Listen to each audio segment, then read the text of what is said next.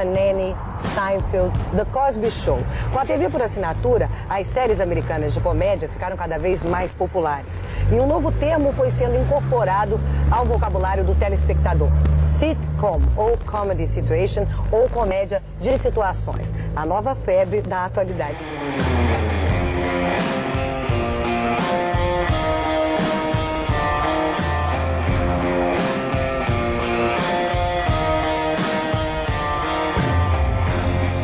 O que é a sitcom? Como ela se diferencia de outro programa humorístico? Como ela retrata as mudanças sociais, políticas e de costumes da sociedade americana? É isso que a gente aprende aqui no Almanac com a autora do livro Sitcom, Definição e História, Fernanda Purkin. Fernanda, para começar, a sitcom, para diferenciar de outro programa de humor, ela não está ali somente para fazer rir, não é? Não. A sitcom ela foi criada para contar uma história sobre pessoas, grupos de pessoas, famílias, né? O dia a dia dessas pessoas, que não está restrito a piadas e gozações e alegria. Tem dramas, né? Tem problemas. Tem tudo a ver com o nosso dia a dia, né? Exato. Só que da forma como é apresentado, o formato, quando foi criado, foi apresentado de forma a mostrar os problemas daquele ponto de vista cômico, né? Então, o que acontece? Quando você faz uma piada, conta uma situação engraçada, esse problema não parece ser tão sério, fica mais fácil de resolver. This guy says hello, I want to kill myself. You okay, sweetie? I just feel like someone reached down my throat, grabbed my small intestine, pulled it out of my mouth, and tied it around my neck. Cookie? Carol moved her stuff out today. Oh. Let me get you some coffee. Thanks. Ooh. No, don't. Stop cleansing my aura. A Fernanda vai mostrando durante o livro como cada sitcom de uma determinada década tinha tudo a ver com o que estava passando a sociedade americana. Por exemplo, logo no começo da década, no final da década de 40, começo da década de 50, apareceram as primeiras sitcoms. I Love Lucy.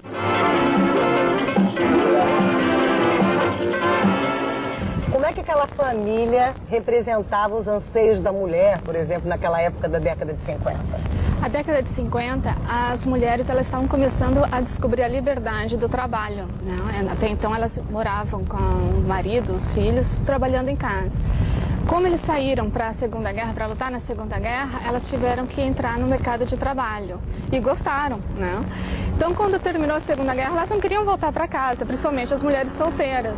Então, a I Love Lucy representou muito esse ponto de vista da mulher solteira, né? Apesar dela ser casada, que é aquela vontade de dar continuidade a um trabalho profissional, preenchendo sua vida, não só pessoal, mas profissional. A pobre da Lucy fazia de tudo, né? Queria fazer teste para trabalhar fora, né? Ela se achava o máximo, se achava a melhor coisa que Deus botou na Terra. Madame Ricardo, I am afraid you have not quite had the experience I had hoped for. Well, I guess I am a little rusty. I think we should go to the bar. Oh, good, because I'm awful thirsty. Madame, this bar. Oh, I thought you meant... Sexy place at the bar. Feet in first position. Now, in the first place, your posture is atrocious. Shoulders back, hips under, stomach in, chest out, chin up, knees straight. Do ponto de vista feminino, era um marco porque mostrava a vontade, a necessidade que a mulher tinha de fazer alguma coisa na sociedade, não apenas ser mãe e esposa. Mas do ponto de vista administrativo, da sociedade machista, por assim dizer, mostrava que ela não tinha capacidade de conseguir o que ela tentava fazer. Porque ficava numa frustração, né? Ela acabava sempre se dando mal. Tudo que ela tentava não dava certo, ou se dava certo não era exatamente aquilo que ela queria, né? E o marido sempre tinha razão. Oh, honey, it's about time you got home. Come in there. Are you mad at me, honey? Well, of course not, honey. Are you sure? Positive. Come in, honey.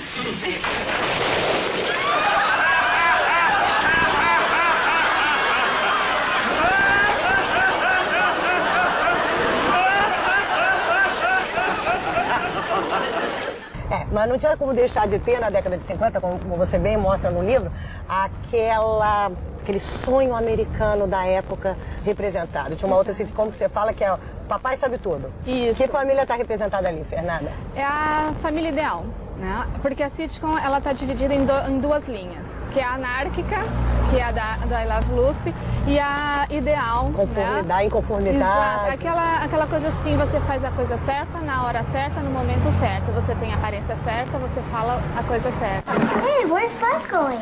Well, Kathy, I know this is going to come as a shock to you, and I want you to take it bravely, but Bud is moving away. He's leaving us. Can I have his room? It's a light bar falling down around you, girl. Aquela coisa de família do Remy, né? Exato. Então, o que acontece? É aquela coisa assim, a sitcom deveria representar a sociedade americana, mas através do Papai Sabe Tudo, ela representou o que deveria ser a família americana. Voltando a falar da parte mais anárquica, que é a Love Lucy, ela também inovou, ela trouxe uma coisa que existe até hoje, que é a presença da plateia, né? I'll be fine, all right? Really, everyone. I hope she'll be very happy. No, you don't. No, I don't. To hell with her. She left me. And you never knew she was a lesbian. No, okay? Why does everyone keep fixating on that? She didn't know. How should I know? Sometimes I wish I was a lesbian. Did I say that out loud? Vamos trazer para a atualidade, para a gente saber como é que é o formato da sitcom, né? Se você gosta de Friends, né, por exemplo. Como é que aquela plateia funciona ali? Porque nem sempre a risada que a gente está ouvindo depois da gravação é a risada original. Não, nem sempre. A ideia era justamente de mostrar a reação do público imediata, né, de forma imediata. Então, fica um público, tipo uma arquibancada, né, fica dentro do estúdio e assistindo a gravação como se fosse um teatro.